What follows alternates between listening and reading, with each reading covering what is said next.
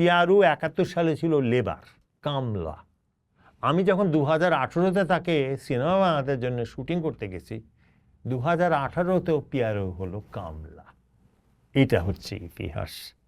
71টা পশ্চিমা যুদ্ধ না, 71টা হচ্ছে একটা জনযুদ্ধ। এ যোদ্ধা না, এ যোদ্ধা না, এ যোদ্ধা না, এ যোদ্ধা না, শুধু এরা যোদ্ধা। এই হচ্ছে আমাদের চোখ। যেটা মনে রাখলে আমাদের লাভ হয়, আমরা সেটাই মনে রাখি, সেটাই দাবি করি, সেটাই বলি এইটাই ঘটেছিল। অর্থাৎ তাহলে এটা একটি দীর্ঘ যুদ্ধ এবং জনযুদ্ধ। জনযুদ্ধ বলতে যদি জনযুদ্ধ নয়, আমি হ্যাঁ জনযুদ্ধ যদি আপনি বলতে চান যে সবার অংশগ্রহণ, হ্যাঁ এই যুদ্ধে সবার অংশগ্রহণ। এটা এই সাধারণ, আমি এই লেখা আমার এই যেটা এশিয়াটিক সোসাইটি আমি পড়েছি, ওখানে এই জিনিসটাই বলেছি যে 3টা পরিসর আমাদের। একটা হচ্ছে রণযুদ্ধ, যেটাকে আমরা সবাই গোলাগুলির যুদ্ধ। একটা হচ্ছে জনযুদ্ধ, জনযুদ্ধ হচ্ছে সবার যুদ্ধ। আরেকটা কিন্তু অংশ আছে, পরিসর আছে। আপনি এটা ভেবেন না যে সবাই যুদ্ধে অংশগ্রহণ করতে চেয়েছে। অসংখ্য মানুষ এটাকে গণ্ডগোলের বছর বসে, গ্রামের মানুষ গণ্ডগোলের বছর বলে, এবং এটা খুব গুরুত্বপূর্ণ এই ধারণাটা। আগে তো আওয়ামী লীগ আমলে এটা বলাও যেত না, বললে খুব গালি দিত। গণ্ডগোলের বছর বলতে তার কাছে তো রাষ্ট্র গঠন মূল নয়, তার কাছে হচ্ছে যে আমার সংসার, স্বামী, ছেলে পেলে ইত্যাদিটা নিরাপদে থাকলো, আমার রুজি ঠিক থাকলো। ওর কাছে এটা তো গণ্ডগোল। এই আমরা যা করি সবই ওদের কাছে গণ্ডগোল। তো এই যে 3টা পরিসর রয়েছে ইতিহাসের, আমরা তো এটাকে অ্যাকসেপ্ট করতে চাই না। আমরা বলি না না, একটা যুদ্ধ হয়েছে, এই হলো মহান মুক্তিযুদ্ধ। মহান মুক্তিযুদ্ধরও অংশ আছে, হয়তো এই 3টা মিলে মহান মুক্তিযুদ্ধ হতে পারে। কিন্তু যদি 71কে দেখা হয় একটা নদী যার অনেকগুলো স্রোত মিলে একটা হচ্ছে, তাহলে আমরা বুঝতে সহজ হবে। কিন্তু এটা আমরা বুঝতে চাই না, আমরা চাই যে না আমারটা মহান। আমি তখন জি বাংলার প্রতিনিধি। তো জি বাংলারা তো খুব এপার বাংলা ওপার বাংলাপন্থী টাইপের। তো আমার মায়ের দিকটা পশ্চিমবঙ্গের, এবং আমার একটা অহংকার আছে। এইটা একটা ছোট্ট অহংকার, তা বলি আমি এমন একটা পরিবারের সন্তান যেখানে এই দেশে মুক্তিযুদ্ধ করার জন্যে তো এত মুক্তিযুদ্ধে যে আমার ফ্যামিলিতে মুক্তিযুদ্ধ হইলে কেউ কিছু মনে করেন না, মানে এটা অহংকার কোনো বিষয় না। এবং কেউ তালিকাভুক্ত না, একজন ছাড়া কেউ তালিকাভুক্ত না। আমার মায়ের ভয়, আমার মা এগুলো খুব অপছন্দ করত। আর আমাদের যে ইন্ডিয়ার যে আত্মীয় স্বজন আছে, তারা ফ্রেন্ডস অফ বাংলাদেশ পুরস্কার পাওয়া, এইটা খুব রেয়ার। এইটা খুব রেয়ার যে একটা পরিবারের 2টা অংশ, যেহেতু 47-এর পরে আমার মায়ের দিকটা চলে এসছে, তারা ওই দেশে 71 সালে ক্যাম্পে ক্যাম্পে ডাক্তার ছিল, তারা করেছে। এবং তারা 3জনই এসেছিল, 2 দিনের জন্য বোধহয় ছিল, পদক নিয়ে দেশে ফেরত গেছে। আর কোনোদিন আসেওনি, আগে পরেও আসেনি। আমার মনে আছে আমার মাকে আমি যখন জি বাংলার জন্য জিজ্ঞেস করেছি, আচ্ছা আমি তো ফর্মালি জিজ্ঞেস করছি, আপনি তো আপনার বাড়িতে 71 সালে অনেক হিন্দু আশ্রয় দিয়েছে, আমাদের বাড়িতে প্রচুর হিন্দু মানুষ ছিল আশ্রয়, তো আপনি কেন দিয়েছিলেন? এ তো বিপদ হতে পারত। আমার মা গেছে ক্ষেপে আমার ওপরে, আগে ভুলে গেছে যে এটা একটা টেলিভিশনের, বলে আমি কি তোমাদের মতো নাকি? ওরা আমার লোক। এইটা ওয়াজ আমার কাছে আই ওপেনিং। আমার মা রাষ্ট্রের না, ওরা আমার লোক। তো আমার লোক মানে হচ্ছে আমার মা কিন্তু একটা ক্ল্যান তৈরি করছে, ওরা আমার লোক। তো আমার লোক হচ্ছে যেটা রাষ্ট্রের কোনো পার্টিগত দলগত ওয়েট হবে না, এটা সামাজিক। আমি ওদের আশ্রয় দেবো না তো কে আশ্রয় দেবে? তারপরে কথা বললাম যে 71 সালের পরে, মুক্তিযুদ্ধ শেষ হওয়ার পরে আমাদের এলাকার যে অবাঙালিদের ওপরও অত্যাচার হয়েছিল, তারা আপনি আপনার বাড়িতে আশ্রয় দিয়েছিলেন, ওদের জান বাঁচিয়েছিলেন, কেন? আমার মার উত্তর ছিল, আমার পাড়ার লোককে দেখবো না তো কাকে দেখবো? আমি আমার পাড়ার লোককে দেবো না। ওরা আমার জীবনের সবচেয়ে ভয়াবহ রাত। আমি বন্দুক নিয়ে পাহারা দিয়েছি। আমি এক সময় সবসময় বলি যে মানুষ বাঁচানো যুদ্ধের কালে কী কঠিন। বন্দুক নিয়ে পাহারা দিয়েছি, লোক ওদের 5টা মেয়েকে উঠিয়ে নিতে এসছে। আমি বন্দুক নিয়ে ওই রাতে, আমার জীবনের ভয়াবহ, এত ভয় লাগেনি।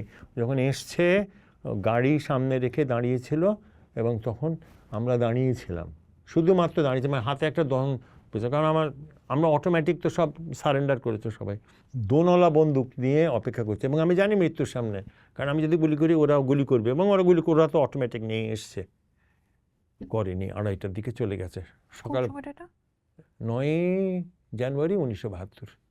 ওরা ঢোকেনি, কারণ ওরা ভেবেছেন আমাদের কাছে তো নিশ্চয়ই অটোমেটিক, তাহলে কীভাবে এই সাহস করে দাঁড়ালাম। এইটাই হচ্ছে আমাদের লোক, আমার পাড়া। আমার মা শক্তিটা ছিল যে সে এত বড় বিপদটা মাথায় নিয়ে ওদেরকে আশ্রয়টা দিয়েছিল, কিন্তু এটার উপর আমাদের কোনো উপায় ছিল না, আমরা আশ্রয় দিতামই। ইতিহাস মানুষকে নির্ধারণ করে কি ব্যবহার করবে। আমরা ঝগড়া করে রাষ্ট্রে কে কী করলো, কোন দল কে কী করলো, কোন এই মহানায়ক কে কী করলো, আর নায়ক কে কী করলো, এই করলো, কতগুলো কে কী করলো, ইত্যাদি ইত্যাদি। যারা যা করার করেছে, নিজের জন্যে করেছে, সমাজের জন্য করেছে, দেশের জন্য করেছে, মানুষের জন্য করেছে। ওর কাছে কে স্বীকৃতি দিল না দিল, কি বলল না বলল, কিচ্ছু এসে যায় না। কে ক্ষমতায় গেল, কি করলো না করলো, কিচ্ছু এসে যায় না। ওর দায়িত্ব আছে, ওর দায়িত্ব, আমি এটা করতে চাই, আমি এটা করব। ওই যে ছেলেটা পিয়ারু ছিল, আমি বলি, পিয়ারু 71 সালে ছিল লেবার, কামলা। আমি যখন 2018-তে তাকে সিনেমা বানাতে জন্য শুটিং করতে গেছি, 2018-তেও পিয়ারু হলো কামলা। এটা হচ্ছে ইতিহাস। তো হারবো কি? সমাজ হারে না, সমাজই জেতে। ও রাষ্ট্র পরিবর্তন হয় 10 রকম নাম দেয়, সমাজের একটাই নাম। এটাই হচ্ছে সত্য, যে আমরা এখনো 71-কে দেখছি পশ্চিমা যুদ্ধের চোখ দিয়ে। 71টা পশ্চিমা যুদ্ধ না, 71টা হচ্ছে একটা জনযুদ্ধ, অর্থাৎ একটা দখল করা দেশের মানুষ কিভাবে লড়াই করে। এটা ওই বর্ডারের মানে দুই পক্ষের যুদ্ধ, ইন্ডিয়া পাকিস্তানের বর্ডারের যুদ্ধ থেকে মৌলিকভাবে আলাদা। এইটা একেবারেই কারো মাথায় ঢুকছে না। এবং বিশেষ করে বাংলাদেশের মতো একটা দেশ, যেখানে তার রসদ সম্বলহীন, যেখানে মুজিবনগর সরকারটা আরেকটা দেশের অনুকূল্যে, আমি বলবো, শব্দটা আমি খারাপ অর্থে বলছি না, যে তারা সুযোগ দিয়েছে বলে সেখানে করতে হবে। আমি একটা ঘটনা বলি, ব্র্যাকের প্রতিষ্ঠাতা ফাজলে হাসান আবেদ, উনি বিলাতে ছিলেন। উনি বিলাতে টাকা সংগ্রহ করলেন এবং পাকিস্তানের কি বলে করাচি পোর্টটা উঠিয়ে দেওয়ার ব্যবস্থা করলেন। তখন উনি ওখানে গিয়ে ভাবলেন যে এত বড় একটা ঘটনা, এত বড় একটা কাজ করতে হলে দরকার আমার একটু তাজউদ্দিন সাহেবের সঙ্গে কথা বলার জন্য। তো তিনি কলকাতায় আসলেন, তাজউদ্দিন সাহেবের সঙ্গে কথা বললেন। তাজউদ্দিন সাহেব তাকে বললেন, আপনি যে কাজটা করছেন খুব ভালো, কিন্তু এই মুহূর্তে মুজিবনগর সরকারের কোনো টাকা নেই তার কর্মচারীদের বেতন দেওয়ার, এই মুহূর্তে এইটা অনেক বেশি জরুরি। তখন আবেদ ভাই যে টাকাটা ছিল সেটা মুজিবনগর সরকারকে কর্মচারীদের বেতন দেওয়ার জন্য দিয়ে দিলেন। এইটা তো সবল সরকারের লক্ষণ না। তো তাহলে যুদ্ধ টিকলো কি করে? যুদ্ধ করেছে মানুষ, সে তো বেতন নিয়ে যুদ্ধ করেনি, সে তো নিজের ইচ্ছায় যুদ্ধ করেছে। যেই কথাগুলো আমি বললাম, প্রতিশোধ নিতে যুদ্ধ করেছে, বাঁচাতে যুদ্ধ করেছে, যাতে না আসতে পারে যুদ্ধ করেছে, আর নিজেকে রক্ষা করতে যুদ্ধ করেছে, কিছু কিছু ক্ষেত্রে রাজনীতির জন্য যুদ্ধ করেছে। তো সেটাই তো হচ্ছে বাস্তবতা, সেটাই তো সে করেছে। তো এটা জনযুদ্ধ ছাড়া আর কি যুদ্ধ? এই যুদ্ধে নারী ছেলে, আমার একটা মহিলা একটা ইন্টারভিউ বলছিল যে কেউ কাউরে যাইতে পারে নাই যে আমার এখানে খায় নাই। আপনি কি ভাবতে পারেন যে মানুষ যখন এক জায়গা থেকে আরেক জায়গায় যাচ্ছে, মানুষের কী অবস্থা হয়েছে? মানুষ একেবারে রাস্তায় নেমে গেছে, কেউ বাদ পড়েছে, কেউ বাদ পড়েনি। ঢাকা শহর মার্চ মাসে খালি হয়ে গেছে, মানুষ সব চলে গেছে গ্রামে। পৃথিবীর কোন জায়গায় আছে যে লাখে লাখে মানুষকে গ্রামের সাধারণ মানুষ আশ্রয় দিয়েছে? এই যে খন্দকার সাহেব, যিনি আমাদের ডেপুটি চিফ ছিলেন, ওনারা গিয়ে একটা বাড়িতে যখন উঠলেন, বাড়ির মানুষগুলো গোয়ালে গিয়ে উঠে ওনাদেরকে বাড়িটা থাকতে দিয়ে দিলেন। এইটা পৃথিবীর কোন যুদ্ধে আছে? এটা তো অংশগ্রহণ। আমরা ওই চোখ থেকে দেখি না, আমরা এটাকে বাদ দিয়ে দেওয়া যা আছে, এ যোদ্ধা না, এ যোদ্ধা না, এ যোদ্ধা না, এ যোদ্ধা না, শুধু এরা যোদ্ধা। এই হচ্ছে আমাদের চোখ। তো এই চোখ তো সনাতনী, খুবই প্রাচীন একটা চোখ, যুদ্ধের ইউনিফর্ম পরা চোখ। যেই চোখ সবাইকে অন্তর্ভুক্ত করতে পারে তারাই কেবল যুদ্ধ করতে পারবে। তো সমাজ না থাকলে কার জন্য যুদ্ধ করতে মানুষে? সমাজটাকে টিকিয়ে রেখে যুদ্ধ করার পরে আমরা খুব আরামে বলে দিলাম না না না, তাদের কোনো ভূমিকা নেই, ভূমিকা আমার হাতে বন্দুক ছিল। তো গোটা একটা জনগোষ্ঠী, এতগুলো জনগোষ্ঠী, একটা তো নয়, অতগুলো জনগোষ্ঠী, আমরা সব কিছু হয়ে এক বন্দুক, এর বাইরে আমরা চিন্তাও করতে পারি না। কারণ রাষ্ট্র তো নিজেকে নির্ধারণ করে ওইটা দিয়ে। আমি কালকে একটা লিখছিলাম ওই হাবিলদার আওলাদের কথা। হাবিলদার আওলাদকে তো কেউ চিনবেও না। হাবিলদার আওলাদের কথা, হাবিলদার আওলাদ চিকনাগুল বলে চিটাগংয়ের একটা জায়গাতে 16 তারিখের দিকে, 15-16 তারিখের দিকে সে একটা জায়গায় বলছে যে এইভাবে জেতা যাবে না বলে হাবিলদার আওলাদ সরে এসে গুলি করতে করতে আগাচ্ছে ওপেন। পাকিস্তানরা ওখানে ও মেশিন গান গুলি চালাচ্ছে আর ও গুলি চালাচ্ছে, ও গিয়ে মেশিন গান দিয়ে ওদেরকে মেরে ফেলেছে। ততক্ষণ হাবিলদার আওলাদ চলে গেছে। হাবিলদার আওলাদকে বীর শ্রেষ্ঠর জন্যে মানে রেকমেন্ড করা হয়েছিল, তাকে তো বীর প্রতীকও দেয় নাই। আমার কথা সেটা না, তো আমরা তার নামও জানি না। আমি এক আফসান চৌধুরী তাকে তার নামটা শুনেছি, আমার বিবিসি সিরিজে তার কথাটা কর্নেল দত্ত বলেছিল। এইরকম তো আমরা তো হারিয়ে যাওয়া, আমাদের সুবিধাজনকভাবে যেটাকে মনে রাখতে আমাদের সুবিধা হয়, যেটা মনে রাখলে আমাদের লাভ হয়, আমরা সেটাই মনে রাখি, সেটাই দাবি করি, সেটাই বলি এইটাই ঘটেছিল। এটার সঙ্গে ইতিহাস চর্চার কোনো সম্পর্ক নাই। সাধারণ মানুষ মনে করে ইন্ডিয়াতে যেই বাংলাদেশিরা ছিল এই শরণার্থী শিবিরে, তাদের অবস্থার কথা জানি। একটা জায়গা আছে নাম যোগীশু পালসা, ওখানে গিয়ে বাংলাদেশের মানুষই নিয়ে যায় নিজেদের ঝগড়া কারণে পাকিস্তান আর্মি ওখানে মানুষগুলো গিয়ে গ্রামের মানুষগুলোকে সব ডেকেছে, ছেলেগুলোকে ডেকে বলছে হিন্দু মুসলমান আলাদা করো। তো এদিকে বাঁদিকে হিন্দু গেছে, ডান দিকে মুসলমান গেছে, বাঁদিকে হিন্দু উঠে সবগুলো মেরে ফেলেছে। ও রাগের চোটে যে কেন ওকে খামাখা এরকম এনেছে, 42 জনকে মেরেছে যোগীশু পালসা বলে একটা জায়গা। তারপরে ওগুলোকে মুসলমানদেরকে গ্রামের যে ওগুলোকে পুঁতেছে, তারপরে উঠে ওদের প্রস্রাব করেছে ওদের উপরে। তো ওই যে মানুষগুলো রাত্রেবেলা চলে গেল, ওই এক মহিলার সঙ্গে কথা বলছিলাম যে ওর বাচ্চা হলো, 6 মাসের পেটে বাচ্চা ছিল, তো ওর তো গায়ে একটাই কাপড়। শরণার্থী শিবিরের অবস্থা খুব খারাপ ছিল এবং ইন্ডিয়ার অবস্থা এমন কিছু ছিল না যে ওদের ভালোভাবে রাখতে পারে। তো এই অবস্থাতে চিন্তা করুন, ও গোসল করে গায়ে কাপড়টা শুকাতো, পেটে যখন বাচ্চা হচ্ছে ওর লজ্জা ঢাকবে কিসে? তখন ওই অন্য মেয়েরা চারিদিকে ঘিরে দাঁড়িয়ে আছে ওকে লজ্জা ঢাকার জন্যে, যেখানে তার বাচ্চা প্রসব হচ্ছে। আমার কাছে এটা একাত্তর, এবং এটা আমরা বলি নাই। সেই জন্যেই আমি বলি রাষ্ট্রিক ইতিহাস আমি জানি। কম মানুষ আছে যারা আমার মতো পড়াশোনা করে, আমার মতো আছে কিন্তু আমি পড়ি। কিন্তু সমাজের ইতিহাস কেন আপনি সংগ্রহ করেন নাই? আপনার লাভটা কি? ওটা গৌরবও না, কোনো কিছুই না। ওটা কি সাধারণ মানুষ জীবনযাপন টিকে থেকেছে। যদি এখানে টিকেই না থাকতো, মনে করেন আপনি ওই শরণার্থীদের তো আপনি গৌণ, কালকেও কেউ আমাকে বলছিল এটা তো কোনো কি, এটা কি ইতিহাসেরই অংশ না? সারা দুনিয়া কিন্তু শরণার্থীদের চেহারা দেখেই কিন্তু পুরো পাবলিক ওপিনিয়ন ঘুরেছে আমাদের ওদের চেহারা দেখে।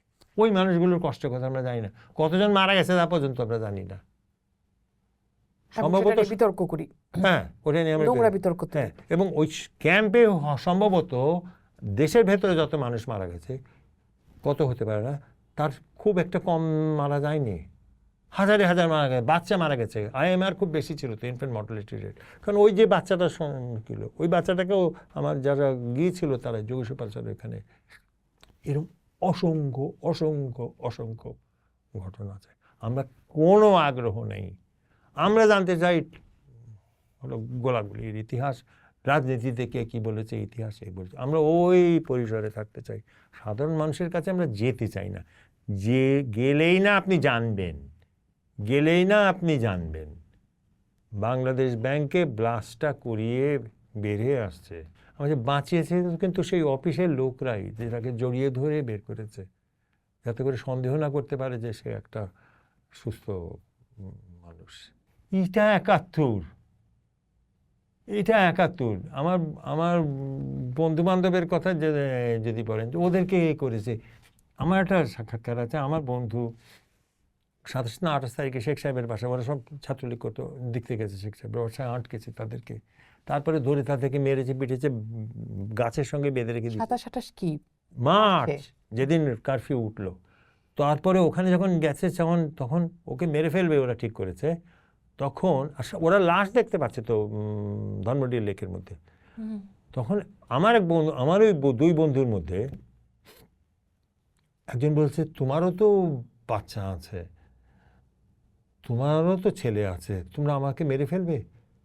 এটার অদ্ভুত প্রতিক্রিয়া হয়ে পাকিস্তান আর্মিটা বসে গেছে, বসে বলে যে লাঠি দিয়ে মাটি খোঁচাচ্ছে, তারপরে ওদের ছেড়ে দিয়েছে। ওর পরে ওরা কি করেছে পরের কথা, আমি বলছি জাস্ট ইম্যাজিন, দিস ইজ 71। আমরা এটা কোনোদিন ভেবেছি? আমরা এমন এক জিনিস, আমরা যে কে কোন দল করেছে, কি করেছে, গুল্লি মারো দলের কথা। এবং আমি শেষটা বলি, আমি জগজিৎ সিং অরোরা, এই ইস্টার্ন কমান্ড, তার ইন্টারভিউ করছিলাম। আমি এইসব জিনিস আমি খুব ডিজিটাল জিনিস খুব কম পাই। আমাকে লন্ডনে নিয়ে গিয়ে ট্রেনিং দিয়েছে টেপ রেকর্ডার চালাতে। চিন্তা করতে পারেন, এইরকম সুযোগ কম মানুষের হয়। আমি লন্ডন ট্রেন টেপ রেকর্ডার, যেটা আমি চালাতে পারি না। এবং জগজিৎ সিং অরোরার কাছে গিয়ে আমি ওই একই হয়েছে যে এইটা আটকায় গেছে।